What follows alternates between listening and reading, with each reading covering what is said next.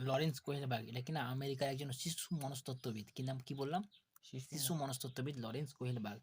ইনি কিনা কিসের উপর তত্ত্ব আবিষ্কার করেছেন? নৈতিকতার উপর, নৈতিক বিকাশের উপর। আমাদের সবকিছু যেমন বিকাশ হয়, শিশু মাতৃগর্ভে যখন থাকে তখন থেকে তার বিকাশ শুরু হয়। এবার শিশু জন্মানো থেকে আজীবন মৃত্যু পর্যন্ত আমাদের বিকাশ চলতেই থাকে, হ্যাঁ?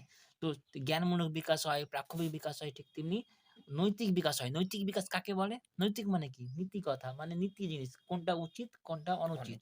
আমরা অনেক ক্ষেত্রে অনেক কিছু আমাদের করা উচিত নয়, কিন্তু আমরা করে ফেলি। ঠিক আছে? তো এরকম শিশুদের ক্ষেত্রে জিনিসটা অন্যরকম। আবার যখন একটু বড় হয় তখন জিনিসটা অন্যরকম হয়। যে যেটা উচিত নয় এটা আমরা করে ফেলি। চুরি করা জানা সত্ত্বেও আমরা অনেক সময় চুরি করে ফেলি। ঠিক আছে? হয়তো কোনো শিশুর ক্ষেত্রে বলছি যে কোনো শিশুকে হয়তো মা বলে গেছে যে, "আমি রান্না করতে গেলাম বা রান্নাঘরে গেলাম, তুই মোবাইলে হাত দিবি না।" ও মোবাইলে হাত দেওয়ার মন টানবে। মোবাইলে হাত দেবে। বা ও তুই খাবি না বা ও জিনিসটা হাত দিবি না। ও কিন্তু জিনিসটাতে হাত দেবে। আবার অনেক সময় জিনিসটা হাত দেবে না। তো আমার মধ্যে একটা চিন্তা ভাবনা শুরু হবে যে মা নিষেধ করে গেছে। জিনিসটা আমি করব না করব না? বলব না বলব না? এগুলো আমাদের শিশুতে যেমন চিন্তা ভাবনা হয়, এগুলো আমাদের আস্তে, আস্তে বয়স বাড়ার সাথে, সাথে আমাদের বড়দেরও এরকম চিন্তা ভাবনা থাকে। কিন্তু জিনিসটা অন্যরকম বিশেষ ক্ষেত্রে যেটা করব না করব না বা বলব না বলব না। এই সমস্ত নৈতিক বিকাশতার মধ্যে আমরা দ্বন্দ্বের মধ্যে পড়ে থাকি। এই সমস্ত দ্বন্দ্বের উপরই লরেন্স কোহেলবার্গ কি করেছেন? একটা নৈতিক বিকাশের কতগুলো তত্ত্ব আবিষ্কার করেছেন। এর মধ্যে ৩ টি স্তরে ভাগ করেছেন। লরেন্স কোহেলবার্গ আমাদের নৈতিকতায় কয়টি স্তরে ভাগ করেছেন? ৩ টি। আর কটা পর্যায়? ৬ টি ৬ টা পর্যায়ে। পর্যায়। প্রত্যেকটা স্তরে ২ টি করে পর্যায় আছে। ওগুলো আমরা আলোচনা করব। তো ৩ টি স্তরের মধ্যে ১ম স্তর নাম হচ্ছে প্রাক প্রচলিত স্তর। কি বললাম? প্রাক প্রচলিত স্তর। স্তর। এটা ৪ থেকে ১০ বছরের বাচ্চাদের মধ্যে দেখা যায়। হ্যাঁ? প্রচলিত স্তর। তার ৩ টি স্তরের নাম কি? প্রাক প্রচলিত স্তর, প্রচলিত স্তর বা প্রচলিত নৈতিকতা আর উত্তর প্রচলিত মানে তার পরবর্তী হিসাবে। ঠিক আছে? তো প্রাক প্রচলিত নৈতিকতা ২ টি পর্যায়। কয়টি পর্যায়? ২ টি পর্যায়। পর্যায় ১ আর পর্যায় ২। আনুগত্য এবং শাস্তির অভিযোজন, আনুগত্য এবং শাস্তির অভিযোজন। অনেক শিশুকে দেখবে শাস্তি এড়ানোর জন্য তারা চালিত আচরণ। অর্থাৎ বেশিরভাগ ক্লাসে দেখবে বাচ্চাদের ক্লাসে, শিশুদের ক্লাসে একটা ছেলে, অজয় নামে একটা ছেলে, তার পাশে তার পাশে যে ক্লাসমেট আছে, তার কাছ থেকে পেন লুকিয়ে নিয়েছে চুপচাপ করে। ঠিক আছে? সে কিছুক্ষণ পর পেনটা আবার তাকে ফিরিয়ে দিল। কেন? তার মনের মধ্যে একটা চিন্তা ভাবনা এলো যে, "না, এটা যদি স্যারকে বলে দেয়, স্যার আমাকে মারবে বা বকবে।" তাহলে ও যে কাজটা করলো, পেনটা ফিরিয়ে দেওয়াটা পরে, একটা পেন চুরি করলো চুপচাপ করে, তারপরে আবার তাকে পেনটা ফিরিয়ে দিল। তাহলে ও কেন ফিরিয়ে দিল? তার মধ্যে এক নৈতিকতা ঢুকলো যে, "না, পেনটা চুরি করাটা ভুল। আমাকে জানতে পারলে স্যার বকবে। ও কেন বলল যে পেনটা চুরি করলাম সেটা ভুল? শাস্তি দিবে সেটাকে এড়ানোর জন্য।" তাহলে শাস্তি এড়ানোর জন্য যখন বাচ্চা বা একটা শিশু তার দ্বারা চালিত আচরণে পরিবর্তন দেখা দেয় শাস্তি এড়ানোর জন্য, অন্য কোনো ক্ষেত্রে নয়। স্যার বকবে বা স্যার মারবে বা বাবা বকবে, বাবা মারবে, এই কাজটা করব না।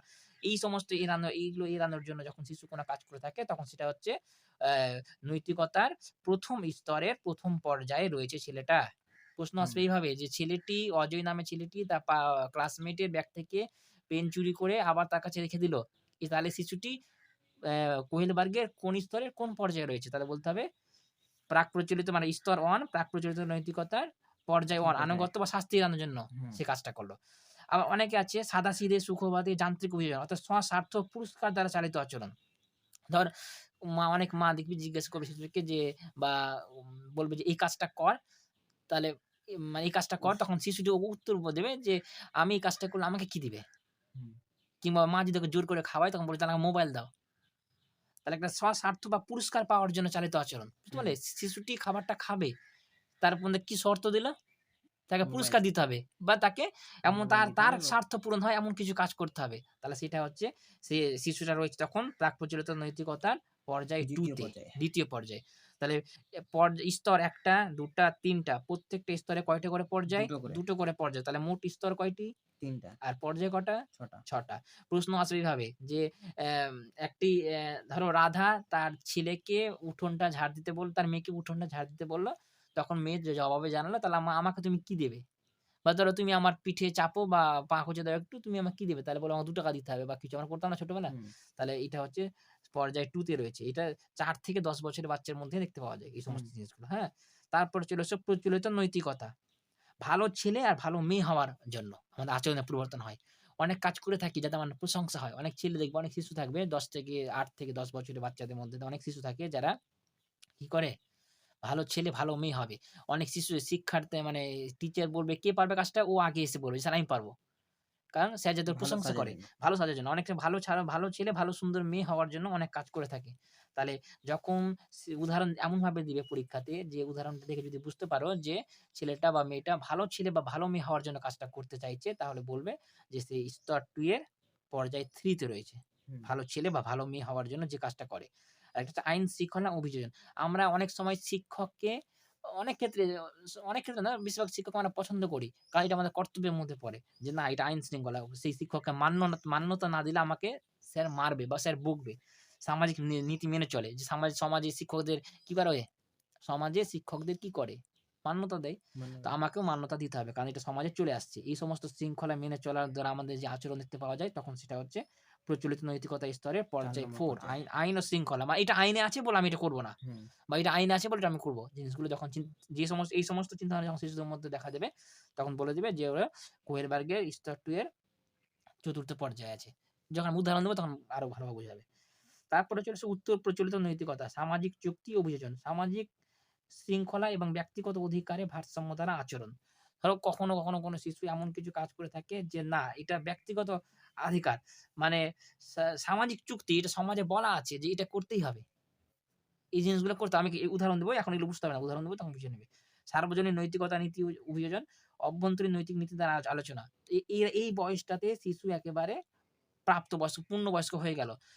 আমরা এমন কিছু কাজ করে থাকি যেটা কে কি বলল মানি না। কিন্তু আমাদের নিজের মধ্যে অনেক দ্বন্দ্ব সৃষ্টি করে যে না, এটা আমার উচিত হলো না করা।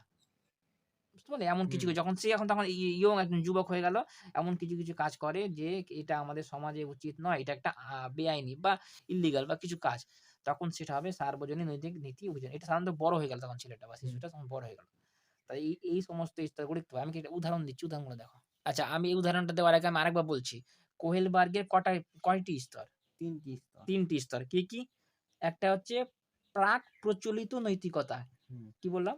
প্রাক প্রচলিত নৈতিকতা, দ্বিতীয়টা হচ্ছে প্রচলিত নৈতিকতা। প্রচলিত আর নৈতিকতা। তৃতীয়টা হচ্ছে উত্তম প্রচলিত নৈতিকতা বা পরবর্তী প্রচলিত নৈতিকতা। হুম, হ্যাঁ?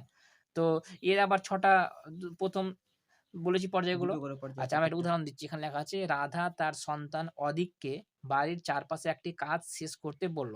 সে জিজ্ঞেস করল, মানে তার ছেলে জিজ্ঞাসা করল যে, "মা, আমি যদি কাজটা করি তাহলে আমার এতে লাভ কি হবে?" হুম, মানে স্বস্বার্থ পূরণ। হুম, শিশুটা কোনো কাজ করে দিতে চাইলে তাকেও কিছু করে দিতে হবে বা কিছু দিতে হবে। তাহলে কোহেলবার্গের মতে এই অবস্থায় অদিককে বিকাশের কোন পর্যায়ের মধ্যে পড়ে? এরকম প্রশ্ন ২য় আসবে। পর্যায়ে। তাহলে বলতে হবে বাধ্যতা, শাস্তি বিয়োজন, সামাজিক শৃঙ্খলা বজায় রাখা, ব্যক্তিবাদ ও বিনিময়, না সামাজিক চুক্তি ও ব্যক্তিগত অধিকার। সামাজিক এটা চুক্তি। কি শাস্তি এড়ানোর জন্য অধিক না, ছাড় দিবে না, উঠোনটা? তাহলে এটা হবে না।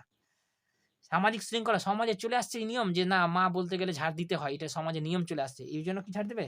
না। না। সামাজিক চুক্তি, ব্যক্তিগত অধিকার, সে কি হুম, আগে থেকেই এটা ওর অধিকারের মধ্যে পড়ে যে না, আমাকে ঝাড় দিলে আমাকে এটা পেতেই হবে। তার ব্যক্তিগত অধিকারের মধ্যে পড়ে এটা? না। না।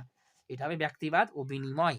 অর্থাৎ বিনিময়। ও আগে থেকে মাকে বলে দিল যে, "মা, আমার এরকম মতবাদ আছে, এটা বিনিময় করো। তুমি যদি আমাকে দাও তাহলে আমি তোমাকে এটা দেব।" হুম, এইটা। তাহলে ধরেন এটা কিসে পড়ছে? এটা কোনটাতে ২য় পড়ছে? এটা নম্বর পর্যায়ে এটা পড়ছে। ১ম স্তরের ১ম স্তরে ২য় ২য় পর্যায়ে। পর্যায়ে পড়ছে। মানে এটা। এই যে এইটা বললাম না? হুম, এই যে এই ১ম স্তরের ২য় পর্যায়ে। এই স্বার্থ বা পুরস্কার দ্বারা চালিত আচরণ। পুরস্কার দ্বারা ওকে চালিত। দিতে হবে কিছু, তাহলেও হুম, ছাড় দেবে। ঠিক আছে? আর এগুলো তো বললাম। এরকম আরেকটা এক্সাম্পল দিচ্ছি দেখো। এই যে এই প্রশ্নটা। রোহিত অজয়ের ডেস্ক থেকে নেওয়া পেন্সিলটি ফিরিয়ে দিল। কারণ সে ধরা পড়লে শাস্তি পাবার ভয় ছিল তার মধ্যে। তাহলে এটি কোহেলবার্গের মানে কোন পর্যায়ে আছে? বিকাশের কোন পর্যায়ে আছে প্রশ্ন? তাহলে প উদা অ অ এই মানে অপশন দিয়েছে দেখো, প্রাক প্রচলিত নৈতিকতা, প্রচলিত নৈতিকতা, প্রচলিত নৈতিকতা পরবর্তী, না প্রাক কর্মক্ষম স্তর। তাহলে কোনটা হবে? প্রচলিত নৈতিকতা। প্রাক প্রচলিত নৈতিকতা মানে ১ম স্তরটা। হুম, ওই যে ভয়, শাস্তি বা ভয় পাওয়ার জন্য যে এটা করছে। এই যে ১ম স্তরের ১ম পর্যায়টা। বুঝতে পারলে? শাস্তি ও এড়ানোর জন্য যে চালিত আচরণ সেটা হচ্ছে। তো এই ধরনের এই মানে কোহেলবার্গের ১ম প্রশ্ন হবে, কোহেলবার্গের নীতির কয়টি স্তর? ৩ টি স্তর। কোহেলবার্গ নীতির লাস্ট আমাদের মানে ফাইনাল কিভাবে প্রশ্নগুলো আসবে। কোহেলবার্গের নীতি কয়টা স্তর? ৩ টি স্তর। কয়টি পর্যায়? ৬ টি পর্যায়। ১ম স্তরের নাম কি? প্রাক প্রচলিত স্তর, ২য় স্তরের নাম? প্রচলিত স্তর, ৩য় স্তরের নাম? উত্তর প্রচলিত স্তর। প্রাক প্রচলিত স্তরে ২ টি পর্যায়। একটা পর্যায়ে দেখব যে আনুগত্য ও শাস্তির অভিমুখীকরণ। মানে শাস্তি পাওয়ার ভয় বা ভয় এড়ানোর জন্য যে কাজটা হুম, শিশুরা করে থাকে। স্বস্বার্থ বা স্বার্থ পুরস্কার পুরস্কার। অভিমানক মানে স্বার্থ মানে আমাকে এটা দিলে ওটা আমি করব। হুম। তাহলে এটা হচ্ছে স্বস্বার্থ পুরস্কার অভিকরণ। আর প্রচলিত স্তর ভালো ছেলে ভালো মেয়ে হওয়ার জন্য অভিযোজন। আইন শৃঙ্খলা নৈতিকতা। আর তার পরবর্তী স্তর ২ টি পর্যায়ে হচ্ছে সামাজিক চুক্তির জন্য অভিযোজন আর সর্বজনীন নৈতিক বিকাশ অভিমুখীকরণ। হুম। আচ্ছা আমি একটা এক্সাম্পল দিচ্ছি দেখো যে কোনো অভিভাবক তাদের সন্তানকে যদি বলে একটি কাজ করতে তাহলে শিশুটি জিজ্ঞেস করে এতে আমার কি হবে? তাহলে কোন পর্যায়ে রয়েছে? দ্বিতীয় পর্যায়ে। ২য় পর্যায়ে রয়েছে। রাহুল শিক্ষকের কথা মেনে চলে কারণ সে চায় শিক্ষক তাকে পছন্দ করুক ও ভালো ছেলে বলুক। হুম। তাহলে কোন পর্যায়ে রয়েছে? তৃতীয় পর্যায়ে। ৩য় পর্যায়ে রয়েছে। আবার প্রিয়া শিক্ষককে মান্য করে কারণ বিদ্যালয়ের নিয়ম বলেছে যে শিক্ষকদের মান্য করা উচিত। চতুর্থ পর্যায়ে। তাহলে আইন এটা শৃঙ্খলা। ৪র্থ পর্যায়ে রয়েছে আইন শৃঙ্খলা নিয়ম এটা সমাজের। হুম। হেমলতা শিক্ষককে মান্য করে কারণ তিনি জানেন না মানলে তাকে শাস্তি দেওয়া হবে। শাস্তি। তা শাস্তি এড়ানোর জন্য যে কাজটা শাস্তি করে এড়ানোর তাহলে জন্য। পর্যায় তাহলে 1 এ রয়েছে। অনেক। তাই এই ধরনের প্রশ্নগুলো করলে নৈতিক বিকাশে আসবে।